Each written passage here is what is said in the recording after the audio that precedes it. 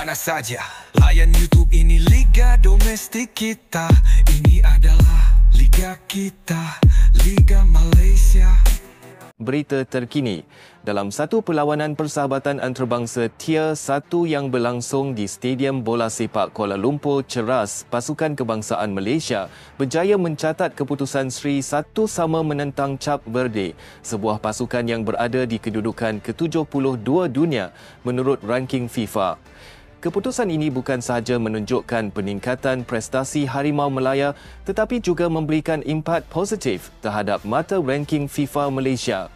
Sebelum perlawanan ini, Malaysia berada di tangga ke-132 dunia dengan 1,123.57 mata, manakala Cap Verde dengan 1,344.37 mata. Perlawanan ini dikategorikan sebagai perlawanan persahabatan antarabangsa Tier 1 yang membawa nilai koefisien sebanyak 10 skala dalam pengiraan mata ranking FIFA. Keputusan seri menentang pasukan yang berada hampir 60 tangga di atas Malaysia memberikan tambahan mata yang signifikan kepada Harimau Melaya.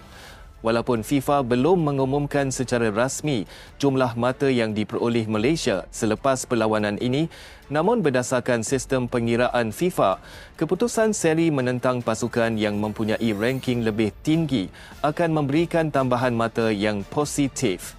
Tambahan ini dijangka akan meningkatkan kedudukan Malaysia dalam ranking FIFA yang akan datang.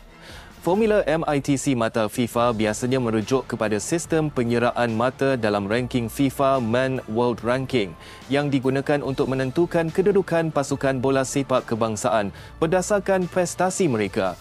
Berdasarkan formula pengiraan mata FIFA, M merupakan mata untuk keputusan perlawanan, I adalah kepentingan perlawanan, T merupakan kekuatan lawan dan C merupakan kekuatan konfederasi. Setelah pengiraan dilakukan, Malaysia dijangka memperoleh tambahan sekitar 1.10 mata dalam ranking FIFA selepas keputusan seri ini. Keputusan ini menunjukkan bahawa Malaysia mampu bersaing dengan pasukan yang berada di ranking lebih tinggi.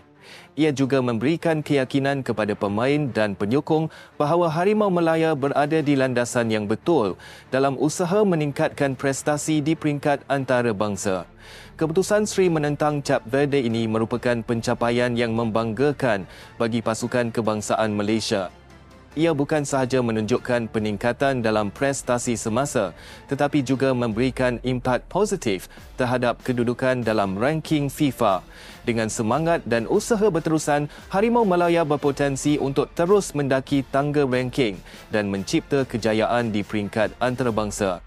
Perlawanan menentang Cap Verde pada 29 Mei merupakan perlawanan kedua kendalian Ketua Jurulatih Peter Seklamovski bersama skuad kebangsaan Malaysia dan beliau masih belum tewas setakat ini. Rekod ini menunjukkan permulaan yang cukup positif bagi beliau sebagai pengendali baharu, lebih-lebih lagi dengan keputusan seri ke atas Cabe Verde yang berada 60 anak tangga lebih tinggi dalam ranking FIFA.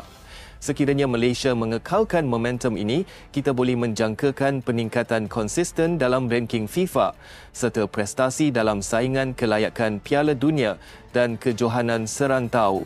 Malaysia dijadualkan akan bertemu semula dengan Cap Verde pada 3 Jun ini dalam satu lagi perlawanan persahabatan antarabangsa. Perlawanan persahabatan kedua yang dijadualkan pada 3 Jun ini akan diadakan secara tertutup tanpa kehadiran penonton dan perlawanan ini akan berlangsung di Stadium Nasional Bukit Jalil. Tujuan perlawanan tertutup ini merupakan sebahagian daripada persiapan Harimau Melaya menjelang perlawanan penting menentang Vietnam dalam saingan kelayakan Piala Asia 2027 pada 10 Jun ini. Peter Klamovski menekankan bahawa perlawanan ini adalah peluang untuk menguji strategi dan keserasian pasukan dalam suasana yang lebih fokus tanpa gangguan luar. Perlawanan ini akan memberikan peluang kepada Harimau Melaya untuk terus menguji kemampuan yang sedang dimiliki ketika ini dan menambah mata dalam ranking FIFA.